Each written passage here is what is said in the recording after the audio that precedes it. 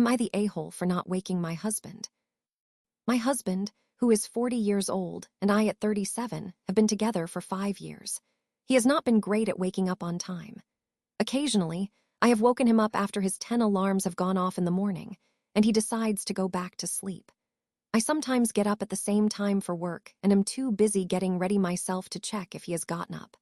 Most times, he eventually gets up on his own, although sometimes late, and I do not have to think about it. However, a few mornings ago, we both had to get up at the same time. I got up, said good morning, and kissed him. He smiled and said good morning, so one would think he is awake. I was gravely mistaken. I did my usual morning routine, popped into the shower, blow-dried my hair, and started doing my makeup. I went to start my morning coffee and noticed he was still in bed, at which point he angrily asked why I did not make sure he was up. I was incredibly frustrated and replied, "I thought you were up. I did not exactly have time to check as I was showering and getting ready myself." He decided to respond to my statement by swearing at me and calling me names, saying that I should have noticed he was not up. I told him that I was not his mother and he was not my son, and that it is not my responsibility to make sure he is up on time for work. He mumbled something under his breath, which I assumed was just some rude response. He got ready and headed out for work without another word, a kiss, or a hug goodbye. Am I the a-hole for not waking my husband up? He has been short with me ever since. Edit. Thank you for everyone's replies so far. He is normally a very loving and affectionate man. He sometimes loses his temper and just completely loses it on me, but realizes afterward and apologizes. I know it is not right at all, and there is absolutely no excuse to swear or call names at your significant other. I was trying to be understanding lately, as he lost his dad a few months ago. We have had very animated fights about little things that I do not think are issues. I always try to talk things out and communicate to solve the issue. Unfortunately, when he gets angry, he only sees red and does not think about what he is saying and resorts to yelling and swearing. Not the a-hole, he is a grown man, and he can wake himself up. He has likely conditioned himself to ignore the alarms, and he will need to change his routine to get himself up. Personally, I would absolutely stop waking him up.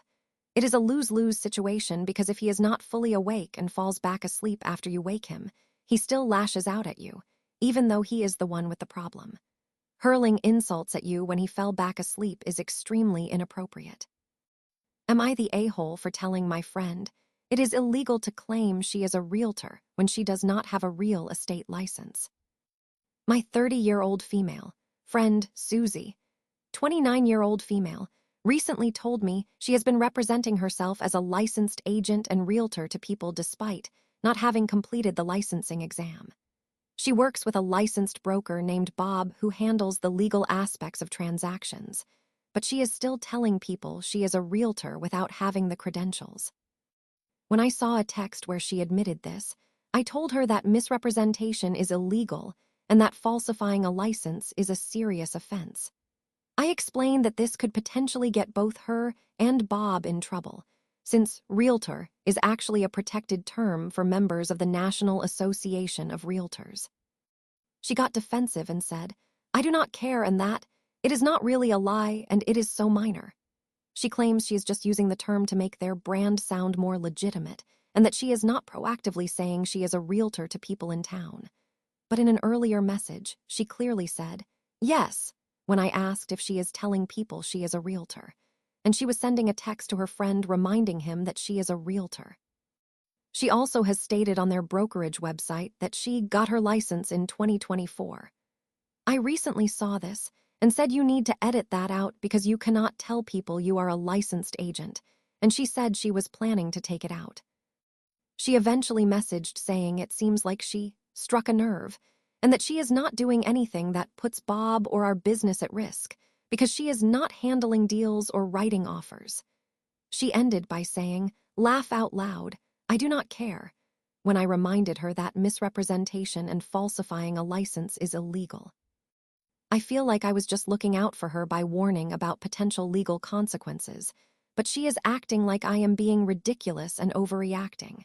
It makes me feel sick to imagine my friend deceiving people like this and to have complete disregard for the rules. To me, there is zero benefit to her lying. Am I the a-hole for calling her out on this? What should I do here? You have two options here. One, you have repeatedly told her that what she is doing is wrong. You can now stop doing that and proceed with doing nothing. Two, you can report her to the licensing board, or whichever agency is responsible for realtors and misrepresentation issues. Not the a-hole. Am I the a-hole because I'm male, 19 years old, did not let my girlfriend, female, 18 years old, and her sister, female, 5 years old, put glitter stickers on me? So for context, I have a problem. It is weird, but I cannot stand the feel of buttons, glitter, and stickers made of plastic on my body. It makes me feel awful. My girlfriend decided it would be funny to hold me while her sister tries to put plastic glitter stickers on me, even after I literally begged not to be a part of it. When she insisted on forcing it, I tried to evade her sister, doing my best not to accidentally hit either of them. I decided, for safety reasons, that I had better just take the sticker sheet from her sister, and so I did. Her sister then started crying, and my girlfriend got mad at me, saying that her sister is a toddler and I should let her do it. It seems like she just cannot respect the fact that it causes me distress. Edit, clarifying some stuff. I could easily overpower my girlfriend, but I was afraid I might accidentally hit her little sister, so I did not put up a fight, only evaded the stickers. Also, I was not afraid it might cause me to fight them, just accidentally hit them because it gives me chills sometimes and causes quick movements. Not the a-hole. Someone who cannot respect you saying, stop, or no is not someone you want in your life. Your girlfriend may be thinking of this similar to tickling, where people tend to ignore the other person's distress, thinking it is funny or enjoyable. Regardless, she is not teaching a good lesson in consent to her little sister. Address it as, look, I know you all were just trying to have fun, but I was genuinely uncomfortable, and despite that, you continued to physically restrain me so I would continue being in distress for your entertainment. That is not okay, and I feel like you are more upset that I stopped my discomfort than the fact that you were causing it. Then, set very firm boundaries in terms of touch and establish signals for when you are maxed out. When my boyfriend tickles me, I have a certain tone of voice I use that clues him in to know it is time to stop.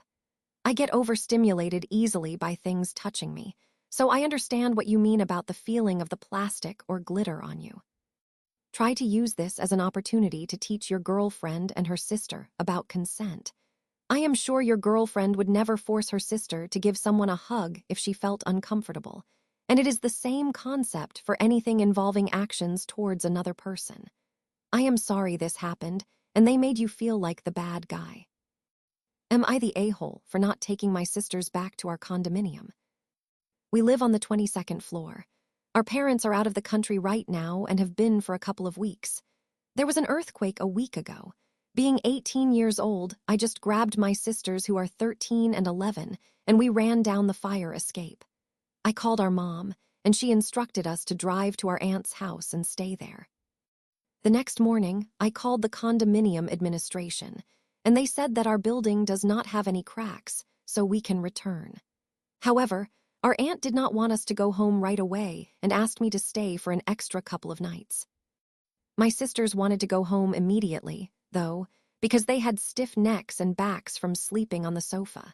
So I called my mom, who told me it was up to me to decide.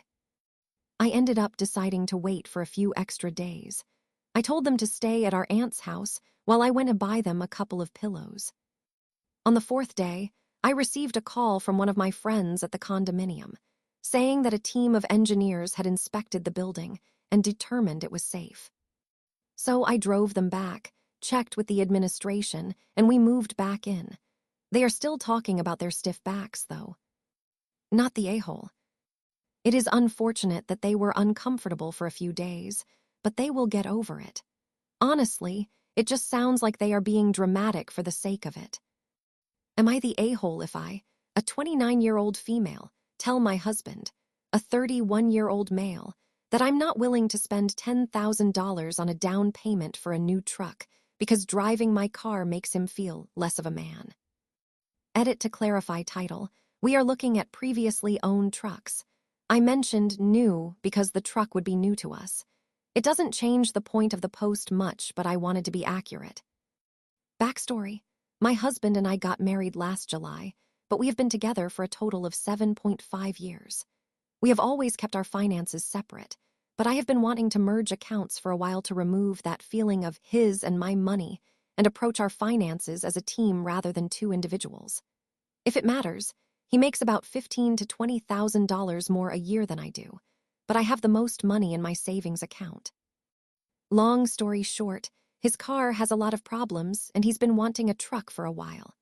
Logically, we do really need a truck to allow us to do more home renovations and be less reliant on family, but I am not sure now is the right time.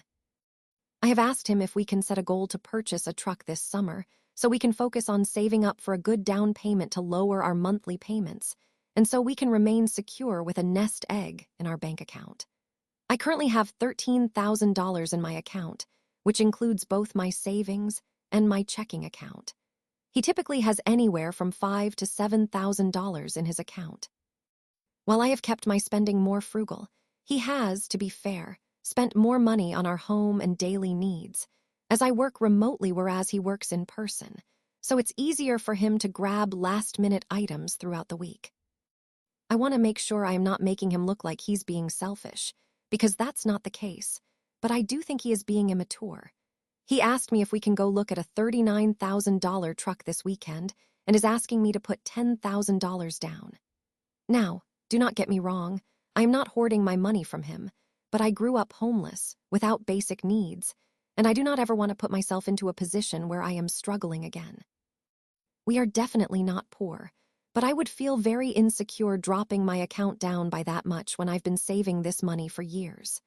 To add to the conflict, when I remind him we do not need the truck this minute and that we can use my car until, say, August or September, he says driving my car makes him feel like he's not a man. I tried to tell him that there's nothing manlier than a man who puts his family's financial interests before his wants, but he just clams up. He essentially told me that I obviously do not think of my bank account as ours, and what I say is apparently the final say. I've tried to have a mature conversation to weigh the pros and cons, but he is legitimately pouting. I am talking no eye contact, monosyllabic responses, and not engaging in the discussion. I do not want to have him feeling like his wants aren't valid, but how do I get him to see from my perspective? Or if necessary, how do I see from his when he won't give me anything more than it's the only truck that meets our requirements within 500 square miles? You have more money than I do, and your car is a girl's car. TLDR, my husband wants me to drop my bank account down to $3,000 so he can have a manly vehicle. Editing to address some questions, feedback, and overall absurdity, asterisk. I'm sure most of you out there understand that there's only so much context or nuance that can be included within a singular Reddit thread. With that in mind, let's try not to judge my husband too harshly. First things first, I want to address the elephant in the room, which might disappoint some of you. I drive a black 2018 Nissan Sentra, we call her Burness. Excellent gas mileage, comfortable, spacious enough for a starter family, and still shiny too. He has no problem whatsoever in the way he's perceived driving the car. It's the fact that it has no torque to it. His current car is a 2016 Subaru WRX, and he's spent the last 8+ years driving it. I can't lie, I also really enjoy the turbo and the handling, so I understand the disappointment going from that to Burness. She's a true point A to point B vehicle, with no bells or whistles, and always loses in a race. So while I still don't think this is a good enough reason to jump the gun on this truck, it's really not about being in a truck. Piggybacking off of this, I quoted him verbatim on the title. He truly said, "Driving your car makes me feel less of a man." But it isn't any deeper than the fact that my car is slow and a bad choice of words on his part. But to play the devil's advocate, I do call my car a she, and named her Burness, so I guess I started the whole gender assignment debacle. He's not a misogynist, and while he wasn't choosing his words correctly, I don't think his feelings are invalid to an extent. He was in motocross throughout middle and high school, and as soon as he had enough money, he bought a sports bike. Add in that he's so used to a quick day-to-day vehicle, I see why he might feel stifled by a boring car like mine. Is that a mature excuse? No, but it's not hard to understand his inner feelings on this. Next, I want to be fair to both myself and to him regarding our spending and why our bank accounts are where they are right now. He took out a loan for his motorcycle in 2016 for what I think was a $15,000 to $16,000 loan, and then took out another loan in 2017 to buy his car. I don't know the numbers exactly, but he put a reasonable down payment on the car and ended up with a $26,000 loan. Objectively, both were poor financial decisions, but he was barely 22, 23, so I'll give him some grace on that. He paid off his bike in 2023 and his car late last year. He sold his bike last summer as well now that I think about it. Losing his bike and having his Subaru start dying might explain the urgency he's feeling. With both of those loans rolling over the last several years and taking on home ownership, he wasn't saving much. Because we weren't engaged at the time of us buying the house, and I wouldn't benefit from the equity put into the home, we decided I would furnish the house, pay an equal share towards home renovations, pay for the majority of groceries, cover electricity and internet, but he would cover the mortgage, heating, and taxes. It was a fair exchange as we did explore the numbers to make sure we were both putting in a fair share based on our individual incomes. Now why 8+ months without those big monthly payments and the extra money after selling his bike? Is he still not saving enough? That is the big question. I took the advice many of you gave me and sat down with Excel after reading through some of your responses and began a budget for us. I am seeing areas I need to improve on, but we'll have to see what's going on with his numbers tomorrow. One more thing, though they were buried, some of you did suggest putting a novelty attachment on the back end of Bernice. It was a valid suggestion, but she's secure in her identity. Spending nearly 50% of combined money on a car is wild. I can understand matching him with no more than $4,000. In this economy, I would be buying the lowest cost, reliable transportation and keeping access to whatever cash I could. If the frame of the car he drives impacts his sense of manhood, I would want him to explore that a bit more. I find it alarming he associates manhood with a truck.